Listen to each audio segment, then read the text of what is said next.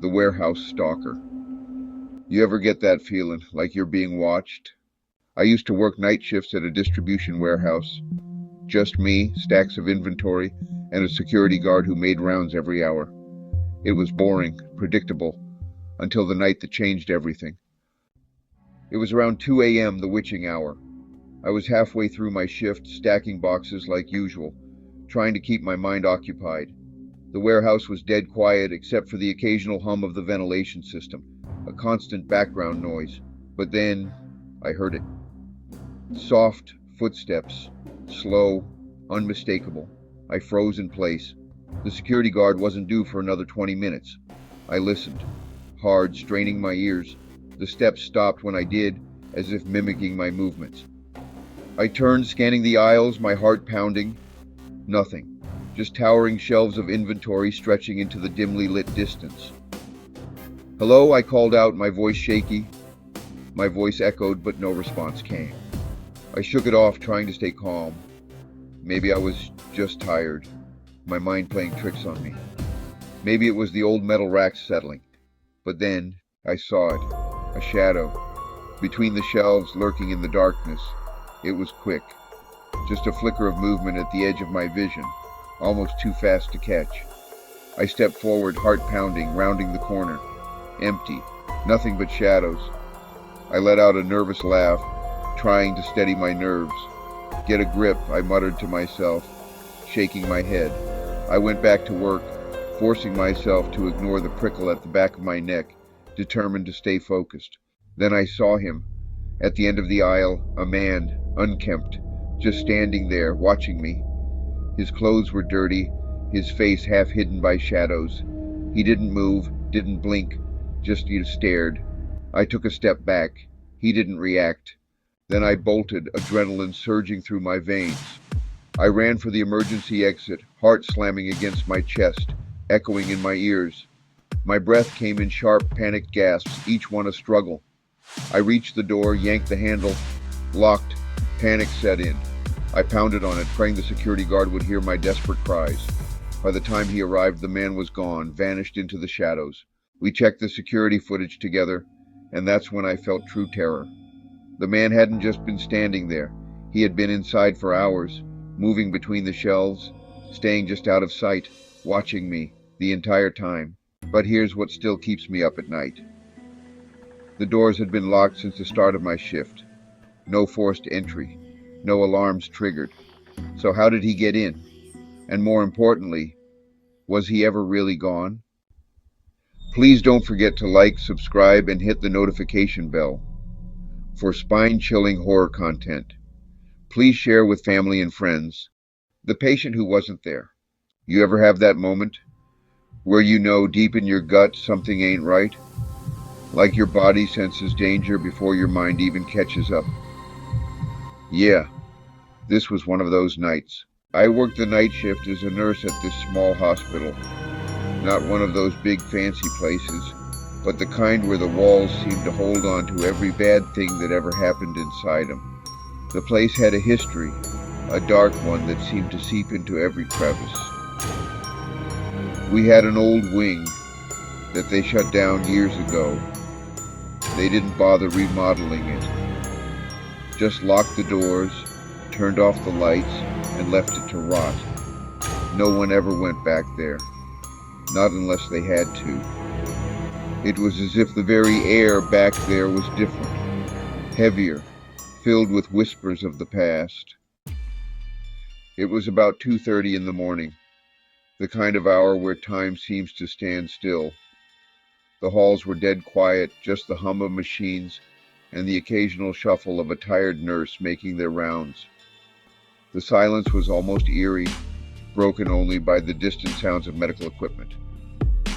I was sipping my coffee, trying to keep my eyes open, when I heard it. Ding. A call light. The sound was sharp, cutting through the stillness of the night. I looked up at the monitor, and my stomach dropped. Room 304. The number glowed ominously on the screen. That didn't make sense.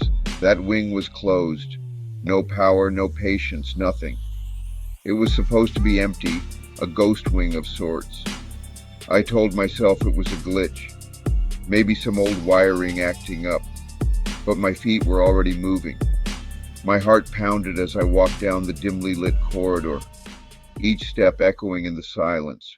My heartbeat thudded in my ears as I walked down that dim hallway, past doors covered in dust, past rooms that hadn't seen life in years. The silence was deafening, broken only by the occasional creak of the old floorboards beneath my feet. Then I reached it. Room 304. The door was cracked open just enough to see inside. A sliver of darkness beckoned me to peer through. The bed was perfectly made, the air ice cold. It felt like stepping into a freezer, the chill biting at my skin. Not just chilly, cold, like the heat had been sucked right out of the place.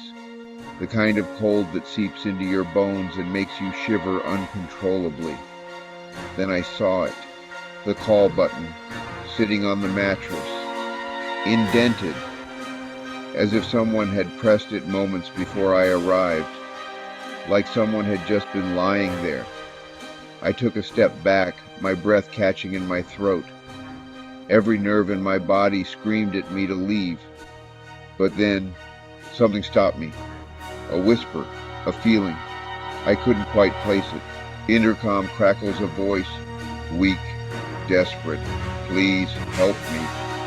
My breath caught in my throat. I turned so fast I nearly tripped over myself, bolting back to the nurse's station. I must have looked like I'd seen a ghost, because when my coworker saw my face, she went pale. I told her everything. The call light, the cold, the voice. She didn't even blink.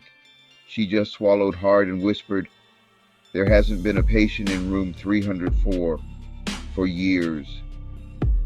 That's where the old night nurse died. She was found pressing the call button, trying to get help. I never went near that wing again, ever. Please don't forget to like, subscribe, and hit the notification bell for spine-chilling horror content. Please share with family and friends. The gas station visitor. You ever see something that just doesn't make sense? Something that burrows into your brain and stays there. Because no matter how hard you try, you can't explain it. Yeah, I got one of those stories, and I haven't told anyone until now. I used to work the graveyard shift at a gas station in the middle of nowhere. It was a small town with barely any traffic after midnight. Most nights I passed the time restocking shelves, sweeping up and drinking bad coffee to stay awake. But that night was different. It was 3:12 a.m. I remember because I had just checked the clock, wondering how much longer until my shift was up. That's when I noticed it. A car, just sitting at pump 3. The engine was running, and the headlights were on. No one got out. No one went inside. Now people doze off at the wheel sometimes, or maybe they just stop to make a call. But something about this, it didn't feel right. 10 minutes passed, and that car didn't move an inch. So I stepped outside. It was a cold night, real quiet. My breath hung in the air as I walked up to the driver's side window. It was empty, no one in the front seat, but the engine was running. I could hear it humming and feel the heat coming off the hood. My stomach knotted up. I walked around to the other side, and that's when I saw him, in the back seat. A man, just sitting there, motionless, staring straight ahead. He didn't flinch when I knocked on the glass. He didn't blink, just sat there. Something about the way he was sitting, stiff like a statue, sent a chill straight through me. I knocked harder. "Hey, you okay?" No answer. My gut told me to back away and call the cops. I was reaching for my phone when the car moved.